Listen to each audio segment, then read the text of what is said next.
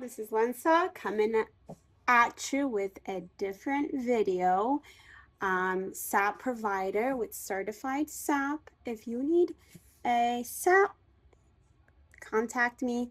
I can help you. I can get you back on the road. But right now we are going to talk about return to duty process, okay? So that you know how to get through this whole process and get back to work quick, okay?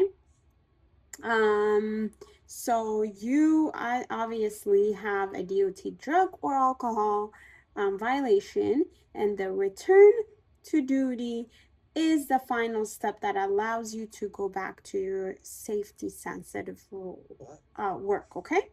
But it is important to understand that you cannot skip this step and you cannot rush it without completing everything required under the federal DOT rules. What that means is basically you have to go through the SAP process, do your initial, do your follow-up, do your education, and then that is when you get to the return to duty test time, which is the step 5, okay?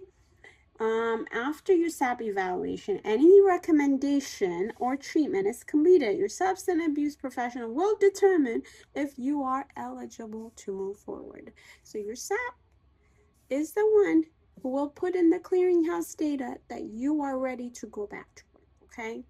And that is step 4 of the process. At this point, you must take directly observed return to duty drug test or alcohol test. This is a required test and it must come back negative before you return to work. So it is going to be observed. People are going to be watching you. When you go to the bathroom, it's going to be same sex, female, male. They're going to be in that bathroom with you. Be prepared, because I've had talked to clients where that was like, whoa, what are you doing in here with me? And then it's like, and they have an issue with it, and then they refuse, and then that becomes a whole issue, and then they get because they refused, now that's considered a positive, and then they just cost themselves money because it is observed and somebody's gonna be in there with you. Just be prepared for that, okay? You probably already do that if you're a truck driver or something like that, but if you're not used to it, if you are a non-CDL driver in a safety sensitive rule company or whatever, be prepared to do that, okay? It is observed. Even after you pass the test, the process is still not completely finished. And what does that mean is you will be placed into a follow-up testing program, which includes unannounced drug tests or alcohol tests over a period of time. Typically 6 unannounced drug tests within the first 12 months, okay? And that is all conducted by your employer after you start working. If you're not working now, that's okay. Once you are employed, now you got your license back, or now you can go back to work. But after you start your work, you do need to do that recommended follow-up plan, okay?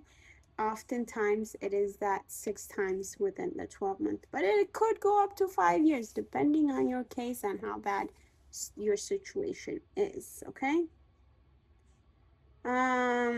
And this test is required by DOT and are part of staying compliant while you're continuing to work, okay? And just so you know, the return to duty process is designed to ensure safety and compliance, but it can feel overwhelming, right? If you're going through it alone. That's why we say get somebody to help you with this process that you can trust, that is going to respond to you on a timely manner, and that is for sure going to respond to your consortium, third party administrators, your employer, whenever it is needed, and also being able to pick up the phone and answer any of your questions. That is why you need SAP professionals that could that are willing and able and available to do that. That's what our company does. If I'm not licensed in the state that you live, I do work with providers that are. We do serve all 50 states, so reach out to us. You'll be in good hands. Thank you.